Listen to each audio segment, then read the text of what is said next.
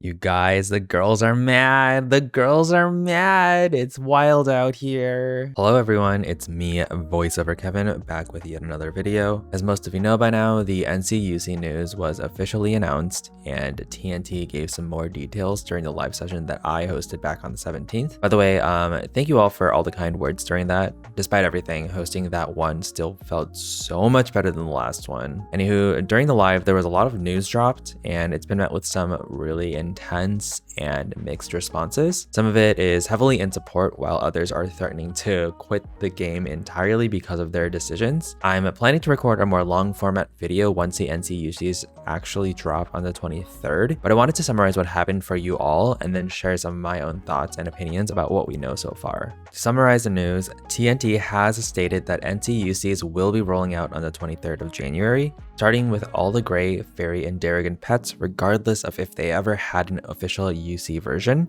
Notably, they also previewed and confirmed that many unreleased pets like the fairy Hissy and Grey Drake will be coming as well, which was super exciting to see. They then gave a preview of some of the pets, and as you can see here, there were some adjustments made to the art, ranging from some minimal line work touch-ups to some more intense overhauls. Finally, this led into some more vague details that the items to access the UCs will be a buyable item from the NC Mall, though the actual mechanics and pricing structure of how we get the items hasn't been revealed yet, outside of it being a specific species wearable from the NC Mall. Following this, and these are probably some of the more meatier topics, TNT also made a pretty big wave confirming that all current UC pets will be converted.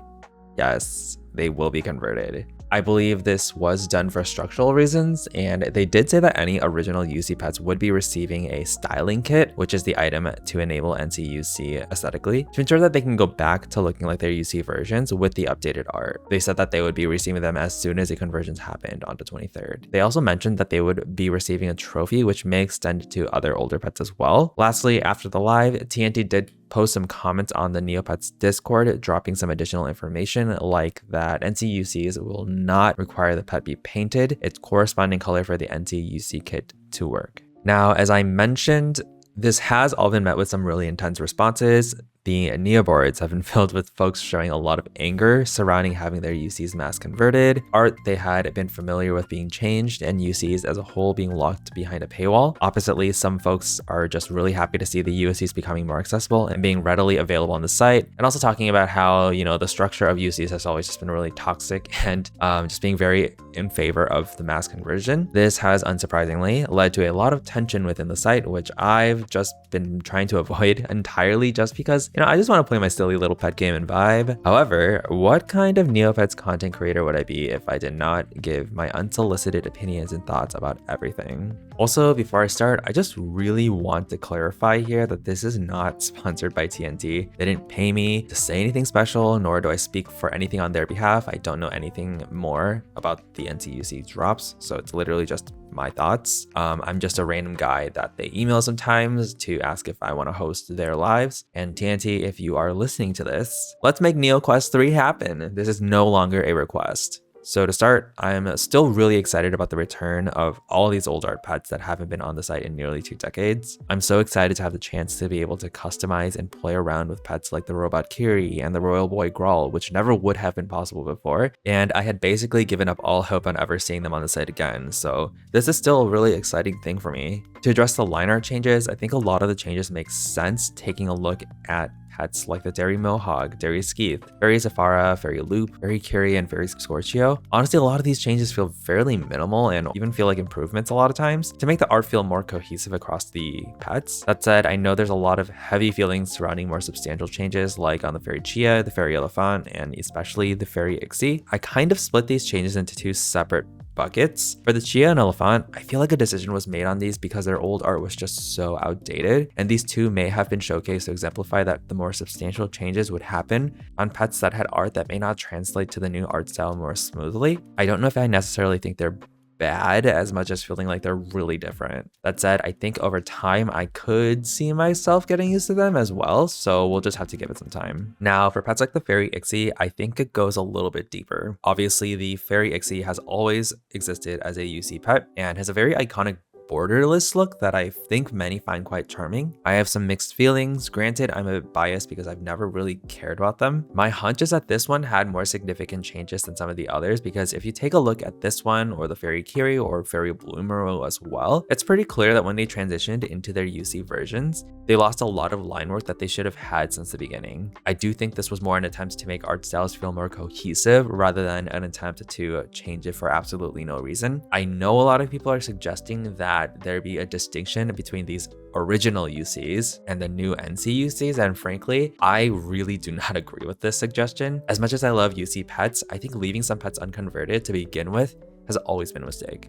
Following the suggested path feels like it's setting the site up to repeat the exact same mistake it made before, and I personally believe that TNT should just pick one style, just move forward with just that one style. I really don't care which one they pick, I just heavily disagree with having yet another set of unobtainable differences to get for a pet. Moving on to the huge news that UC pets will all be converted, I personally feel a bit apathetic towards it. As I said in the prior section, I don't think UC pets should have ever existed in the first place, and this feels like they're ripping off the band-aid 15 years late. Additionally, current UC pets will be receiving a kit to go back to their UC version for free, and will be getting a trophy as well. Aesthetically, this would mean the pet really isn't any different from what they are now, and you're not really losing anything. If the pet art was going to be updated, it was going to be updated regardless of if everything got converted or not. Also, depending on how it's rolled out, we may be able to just trade the style kits themselves with each other, so that if there is a new UC type pet that you wanted, you could just trade the one you have for their kit. And I feel like this helps create a pseudo pet trading system that folks may be able to enjoy. However, I also recognize that this does change the culture of trading pretty substantially and was a shock for a lot of people. I think a lot of folks were still under the impression that regular UC pet trading could still be a thing in tandem with NC UCs being around. In fact, I think most were looking forward to a less intense environment surrounding trading, since they'd be so readily available.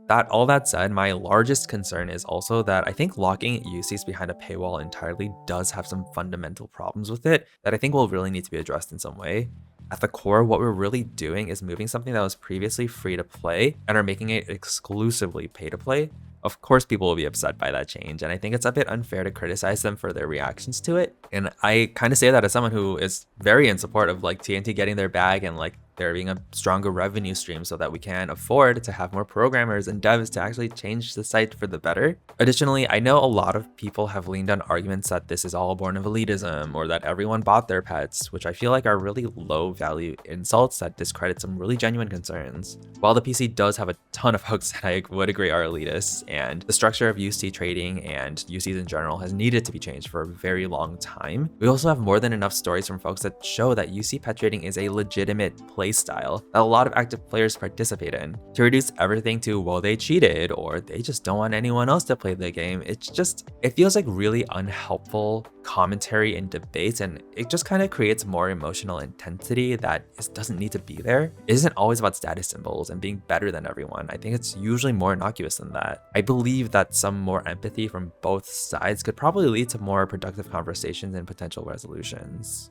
Ultimately, I don't find UCs being mass converted emotionally impacts me very much, and I think it all kind of makes sense. But I do think there needs to be a way to address that players are losing an avenue to a pet style that they previously did have, and I'm hoping that TNT can address that newly created gap. I know some folks are mentioning things like upcycle cookies and the like, along with using Trudies for gift boxes. Maybe there's an avenue to explore there, I don't really know, but hopefully TNT can address some of those concerns because I do think they're legitimate. The other thing I really wanted to discuss was the piece surrounding pets not needing to be painted a specific color in order to work with the NC/UC items. Based on this TNT comment in Discord, I am under the impression that this means pets like, say, a blue loop can still have the UC gray loop art as long as it has that NC/UC item. I have some really strong feelings about this. I haven't made it a secret that I think TNT's approach to re-releasing big ticket items is a bit misguided, and it feels like they could have done some more work to diversify the difficulty level around items being mass released in order to combat inflation. Did inflation need to be addressed? Absolutely. Do I think they're doing it right? Not really. There's probably better approaches to be taking. However, I feel this approach to NC/UCs takes